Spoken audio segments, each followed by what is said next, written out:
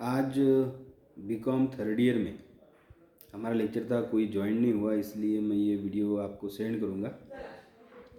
BCom third year में आपको जो लेसन है, जो आज हम देखने वाले हैं, एक कहानी मेरी जीत, और इसके लेखक है यशपाल।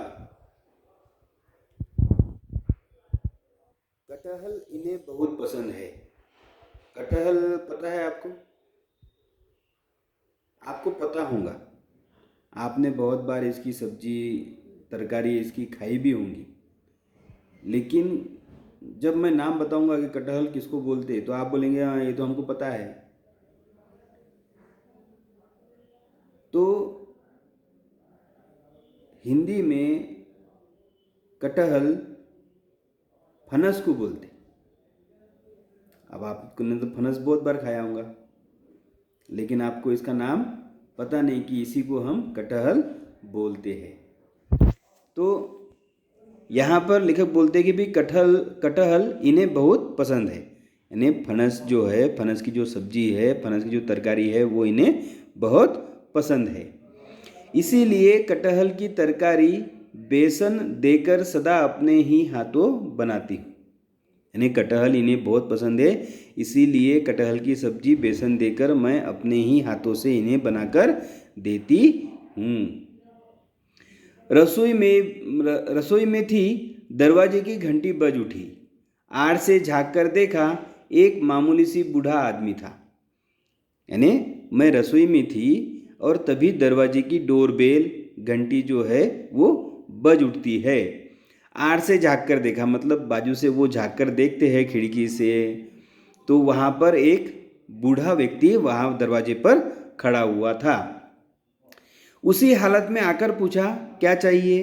यानी जिस हालत में थे, शायद वो सब्जी बना रहे होंगे या और कुछ कर रहे होंगे, तो जिस हालत में थे उसी हालत में जाकर वो दरवाजे के पास में जाकर उस बूढ़े आदमी से वो पूछते हैं कि भाई क्या चाहिए था। उसने एक पुर्जा दिखाया। पुर्जे पर अंग्रेजी में इनका नाम लिखा था। तो उस बूढ़े आदमी ने एक अंग्रेजी में लिखा हुआ पुर्जा दिखाया, मतलब कागज़ दिखाया, कुछ पैकेट दिखाया हूँ। पुर्जे पर अंग्रेजी में इनका नाम लिखा था, जिस पर इनका नाम लिखा था अंग्रेजी में। जवाब दिया, हाँ साहब दफ्तर गए हैं, क्या चाहिए। यानी फिर मैडम जो है वो उनको जवाब देती है कि भाई साहब जो है वो ऑफिस में गए हैं, दफ्तर में गए हैं, आपको क्या चाहिए। बगल में थमा एक पिल्ला आगे बढ़ा, बूढ़े ने समझाया, सहानी साहब ने आपके यहाँ एक यह पिल्ला दिखाने के लिए भेजा है। यानी बगल में उन्होंने जिस पिल्ले को दबा कर रखा था, कोई बच्चा होगा, उस बच्चे को उन्होंने बगल में दबा कर रखा था। फिर उन्होंने वो हाथ में उठाया और उन्होंने बोला कि सहानी साहब ने आपके यहाँ यह पिल्ला दिखाने के लिए भेजा है। तब याद आया, कुत्तों का जिक्र चलने पर सहानी से कहा था अच्छी नस्ल का कोई कुत्ता मिले तो बताइएगा। और उनको वो पिल्ला दिखने के बाद में, उस बच्चे को देखने के बाद में उनको अचानक याद में आता है कि सहानी साहब के यहाँ पर जब कुत्तों के विषय में जब बातें चर्चा हो रही थी, ऐसी चर्चा में जब कुत्तों का विषय निकला था, तब इन्होंने कहा था कि कोई अच्छी नस्ल का, कोई अच्छी जात का कुत्ता अगर मिला तो बताइएगा। पिल्ला था खूबसूरत, गदबदा, सफ़ेद ऊन के बंडल जैसा, चमकीले बटन जैसी आंखें, प्यारा प्यारा। यानी वो जो कुत्ते का जो बच्चा था वो बहुत खूबसूरत था, बहुत सुंदर था। गदबदा, हम बोलते ना गुब्बू गुब्बू, है कि नहीं, तो वैसा। यानी अच्छा नरम, उसके अच्छे बाल, सफ़ेद ऊन के बंडल जैसे उनके चमकीले बाल भी थे, और बटन जैसी उसकी आंखें, यानी चमकने वाली बटन जैसी रहती ना, वैसी उस प्रकार की उसकी आंखें थी, और बहुत सुंदर, बहुत प्यारा वो लग रहा था। पूछा क्या लोगे, उत्तर मिला 5 रुपये। यानी फिर वो महिला जो है वो पूछती है कि भाई इसका क्या लोगे, यानी कितने रुपए आपको देने पड़ेंगे। और वो बोलता है, जवाब में वो बोलते हैं कि 5 रुपये। मुंह मांगी तो मौत भी नहीं मिलती, कीमत का तो कहना क्या। कहा 5 रुपये तो बहुत ज़्यादा है। पिल्ले बीसियों सड़क पर रुलते फिरा करते हैं। यानी फुकट में फ्री में तो हमको मौत भी नहीं मिलती, तो फिर तो ये बच्ची की बात है, बराबर है। तो वो बोलती है कि भाई 5 रुपये इसके बहुत ज़्यादा होते हैं, ऐसे कुत्ते के बच्चे तो रास्ते पर ऐसे ही घूमते फिरते मिल जाते हैं। बूढ़े ने पिल्ले को एक कान से पकड़कर लटकाया और फिर पूंछ से पिल्ला झपट कर रह गया, चिल्लाया नहीं। यानी फिर उस बूढ़े ने उसकी खासियत बताई, उसकी विशेषता बताई, फिर उसको उन्होंने एक कान से पकड़कर लटका लिया और फिर कान से छोड़कर फिर पूंछ पकड़कर उनको लटकाया, लेकिन पिल्ले के मुंह से जरा सी भी आवाज़ नहीं निकली, वो जरा सा भी नहीं चिल्लाया। बूढ़े ने कहा, हुजूर मामूली कुत्ता नहीं है, विलायती नस्ल का असली पनियर है। यानी फिर वो बूढ़ा बोलता है कि ये कोई आवारा कुत्ता नहीं है जो रास्ते पे मिलते हैं, ये कोई मामूली कुत्ते का बच्चा नहीं है, तो ये विलायती नस्ल का, विदेशी नस्ल का, उसका नाम है पनियर है। पनियर नस्ल का ये कुत्ते का बच्चा है। पैरों में गिन लीजिए पूरे 20 नाखून हैं। यानी हम उसकी विशेषता जो है, कभी कभी लोग ऐसे गिनते हैं, पैरों के नाखून भी गिन लेते हैं कि भाई कितने नाखून वाला है। तो वो बोलता है कि भाई इसके पैरों के नाखून आप गिन लो, पूरे 20 नाखून हैं। किसी अंग्रेज से खरीदी गया तो 20 क्या 25 से कम नहीं मिलेगा। अगर आप किसी अंग्रेज से इस जात का, इस नस्ल का कुत्ता अगर आप खरीदेंगे तो 20 तो दूर 25 से कम में नहीं मिलेगा आपको। आखिर 4 रुपये में फैसला हो गया और फिर बाद में घिसी पिटी करते हुए 4 रुपये में ये बच्चा खरीदने का फैसला हो जाता है। पिल्ले के लिए एक चटाई बिछा उस पर फटे कंबल का टुकड़ा बिछाया। अब फिर बच्चा आया तो बच्चे की व्यवस्था भी करना पड़ेगा, तो फिर बच्चे की व्यवस्था के लिए उन्होंने पहले एक चटाई बिछाई और चटाई के ऊपर एक फटा हुआ कंबल का टुकड़ा बिछा दिया गया। एक कटोरी में दूध उसके आगे रखा और एक कटोरी में दूध भरकर उसके आगे रख दिया गया।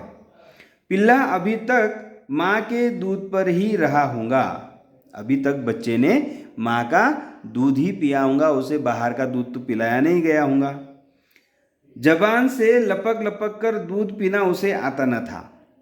यानी अभी तक उसने माँ का दूध पिया होगा, तो जबान से लपक लपक कर जिस प्रकार छोटे बच्चे दूध पीते हैं वैसा दूध पीना तो इसने सीखा ही नहीं होगा अभी तक के। कटोरी के दूध में कई दफे मुंह छुपा देने पर वह केवल होठ और नाक चाट कर रह गया। यानी कटोरी में अब जो दूध था वो उसे पीते आता ही नहीं था, तो वो कटोरी के पास में जाता, उस दूध में ऐसा मुंह डुबा लेता और फिर नाक और मुंह होठ चाट कर वो रह जाता था। सूरज डूबे ये आए और मुझे पिल्ले में उलझी देख तेवरिया चढ़ाकर पूछा, यह क्या? पिल्ला है, उत्तर दिया। यानी सूरज डूबे यानी शाम को फिर ये ऑफिस से वापस घर आते हैं और जब घर आकर वो देखते हैं कि अपनी पत्नी जो है वो उस कुत्ते के बच्चे के साथ में खेल रही है, उसमें उलझी हुई है, तो वो बोलते हैं ये क्या है? तो वो बोलती है कि भाई यह पिल्ला है, मतलब ये कुत्ते का बच्चा है। बोले सो तो है, हमने कब कहा हाथी है, पर यह गंदगी हमें पसंद नहीं। फिर वो बोलते हैं कि भाई ये पता है हमको कि ये कुत्ते का बच्चा है, हम नहीं सब बोलते कि ये हाथी का बच्चा है, ठीक है, लेकिन यह गंदगी हमें पसंद नहीं है, मुझे ये कुत्ते का बच्चा पसंद नहीं है, कुत्ते पालना मुझे पसंद नहीं है, ऐसे उनके पति उनको बोलते हैं। मालूम हुआ कुत्ते बिल्लियों से इन्हें नफरत है और फिर इनको पता चलता है उनके पत्नी को कि इनको कुत्ते और बिल्ली से नफरत है। होगा, अपने दिल में कहा, धीरे धीरे सब ठीक हो जाएगा। यानी फिर उनकी पत्नी बोलती है कि भाई इनको नफरत होंगी तो होंगी, धीरे धीरे इनको भी आदत पड़ जाएंगी, सब ठीक हो जाएगा, ऐसा वो बोलती है। पिल्ले की कू कू सुनकर इन्होंने फिर कहा, हटाओ जी, यह क्या मुसीबत पाल ली तुमने। यानी पिल्ली की कू कू यानी अब कू कू ऐसा चिल्लाते रहता है, माँ को ढूंढते हुए वो कू को आवाज़ निकाल रहा था, तो उनके पतिदेव बोलते हैं कि भाई इसको यहाँ से हटाओ और ये मुसीबत को यहाँ से दूर करो, ये मुसीबत अपने घर पर नहीं होना। मुस्कुराकर समझाया, ऐसे घबराते क्यों हो, ये तो आदमी का बच्चा भी चिल्लाता है। फिर उनकी पत्नी जो है उनको मुस्कुराते हुए हंसते हुए उनको समझाती है कि भाई ऐसे इनके आवाज़ से ऐसे घबराते नहीं हैं, और वैसे तो आदमी का बच्चा भी आवाज़ करता है, तो क्या उसको भी दूर करेंगे? बड़ा हो जाएगा तो घर की रखवाली करेगा, अच्छा लगने लगेगा। यानी जब ये बड़ा हो जाएगा तो ये खुद घर की रखवाली किया करेगा, और ये जब बड़ा हो जाएगा तब ये अच्छा दिखेगा भी और अच्छा लगेगा भी। कुत्ता कितना वफादार जानवर होता है, और वैसे भी जानवरों में कुत्ता बहुत वफादार जानवर होता है, ऐसा वो उनको समझाती है, अपने पतिदेव को वो समझाती है। माँ की याद से और पेट की भूख से पिल्ला रात भर चिल्लाता रहा। अब उसको माँ की गोद में, माँ की गरम गरम गोद में बैठकर सोने की आदत है, माँ के दूध की पीने की आदत है, बराबर है। तो उसने वो कटोरी का दूध तो पिया ही नहीं, तो भूख लगी होंगी, और रात भर वो कंबल के टुकड़े में सोया तो उसको नींद भी नहीं आई होंगी, तो रात भर वो कूं कूं ऐसा चिल्लाते रहा था। शायद उसे जाड़ा भी लग रहा था, और शायद उसे ठंड भी लग रही होंगी। अब माँ रहती तो माँ के गोद में दबक कर वो माँ की गोद की जो गर्मी है उसमें वो सो जाया करते थे, लेकिन यहाँ पर कहाँ माँ थी, तो उसे ठंड भी लग रही थी। उसके चिल्लाने से ये झल्ला उठे, यानी उसकी आवाज़ से इनको फिर गुस्सा आता था, और फिर ये झल्ला उठते थे, फिर ये क्रोधित हो जाते थे। इसीलिए रात में थोड़ी थोड़ी देर बाद उठ उसे पुचकार कर चुप कराने की कोशिश करती रही। और इसीलिए मतलब उनको गुस्सा भी नहीं आना चाहिए, और कुत्ते का बच्चा भी रहना चाहिए, उसकी आवाज़ भी नहीं होनी चाहिए। इसीलिए उनकी पत्नी क्या करती है, रात में उठ उठ कर उसको पुचकारती रहती है, और उसको चुप कराने की वो कोशिश करती रहती है। सुबह उठते ही उन्होंने कहा, फेंको इस गंदे को। सुबह उठते ही उनके पतिदेव उनको बोलते हैं कि इसको यहाँ से दूर करो, इसको घर से बाहर निकालो, फेंक दो। डर और रहम के आंसू आंख में भरकर मैंने कहा, फेंकू कहाँ, इसकी माँ का भी तो पता मालूम नहीं, जो वहीं पहुँचा दिया जाए, मर जाएगा बेचारा कहीं। और यानी वो अब जोर से चिल्लाते, गुस्सा करते, तो ये बेचारी उनकी पत्नी जो है वो डर जाती, और उस बच्चे को फेंकना कहाँ, उस छोटे से अच्छे प्यारे से बच्चे को फेंकने की बात से वो उस पर तरस खाती है, उस पर तरस आता है, और डर और तरस के आंसू उसकी आंखों में झलकते हैं, और वो बोलती भी इसको फेंकूँ कहाँ, इसकी माँ का तो हमको पता नहीं, जो इसे वापस वहाँ पर रख छोड़ा है, बराबर है। अगर मैंने इसको कहीं फेंक दिया तो ये बेचारा भूख से और ठंडी से मर सकता है। उनका गुस्सा और बढ़ गया, उनका गुस्सा और भी बढ़ जाता है। मर जाएगा तो हम क्या करें, हमसे पूछ कर लिया था। यानी फिर उनके पति उन पर गुस्सा करते हैं, और वो बोलते हैं कि भाई मर जाएगा तो हम क्या करेंगे, क्या तुमने इसको रखने से पहले हमको पूछा था? यह पिल्ला इस घर में रहेगा तो हम नहीं रहेंगे। अगर फिर वो एकदम से गुस्से में बोल देते हैं कि भाई ये अगर कुत्ते का बच्चा इस घर में रहेगा तो हम इस घर में नहीं रहेंगे। इतने नाराज हुए कि दफ्तर जाने के समय तक बोले ही नहीं।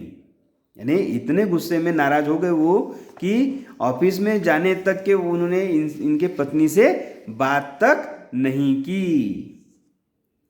दफ्तर जाते समय उस पिल्ले की ओर तिरछी निगाहों से देखकर उन्होंने कहा, खाना खाने हम नहीं आएंगे, हमारा इंतज़ार मत करना। और जब ऑफिस गए तब बोले तो है ही नहीं, बोले तो नहीं, और जब दफ्तर जाते समय उन्होंने तिरछी नज़र से उस कुत्ते के बच्चे की तरफ देखकर उन्होंने बोला कि खाना खाने के लिए हम दोपहर को नहीं आएंगे, हमारा इंतज़ार मत करना। मेरा दिल बैठ गया। डरते डरते कहा, पिल्ले को मैं अभी माली के यहाँ भिजवाए देती हूँ, खाना खाने आइएगा ना। इन्होंने सिर हिला दिया, अच्छा, और चले गए। यानी वो डर गई कि भाई खाना खाने भी नहीं आएंगे, इंतज़ार नहीं करना, ऐसा बोल दिया तो वो डर जाती है। फिर वो बोलती है कि हम अभी के लिए कुत्ते के बच्चे को माली के यहाँ पर भिजवा देते हैं, आप खाना खाने ज़रूर आइएगा। और उन्होंने सर हिलाकर हाँ में उन्होंने सर हिला दिया। इनके चले जाने के बाद मैं खूब रोई और फिर माली को बुलाकर समझाया। और इनके ऑफिस चले जाने के बाद में इन्होंने इन्होंने बहुत रोया भी और फिर माली को अपने घर बुलाकर उनको समझाया। तुम्हारे बच्चे के लिए खिलौना हो जाएगा, लो इस पिल्ले को ले जाओ। यानी तुम्हारे जो छोटे छोटे बच्चे हैं उन बच्चों के लिए ये खिलौना जैसे ही है, तुम्हारे बच्चे इसके साथ में खेलेंगे। इस कुत्ते के बच्चे को आप घर में लेकर जाओ। इसके लिए दूध दोनों समय दे दिया करेंगे और इसके लिए जो दूध लगेगा वो दोनों समय तुम मेरे घर से ले जाना, मैं इसके लिए दोनों समय का दूध दे दूंगी। लेकिन साहब के सामने पिल्ला न आए, इस ढंग से पिल्ले का प्रबंध हो गया। और फिर वो ताकीद देती है कि भाई साहब के सामने ये कुत्ते का बच्चा आना नहीं चाहिए, और इस ढंग से उन्होंने कुत्ते के बच्चे का प्रबंध अलग से कर दिया था। ठीक है।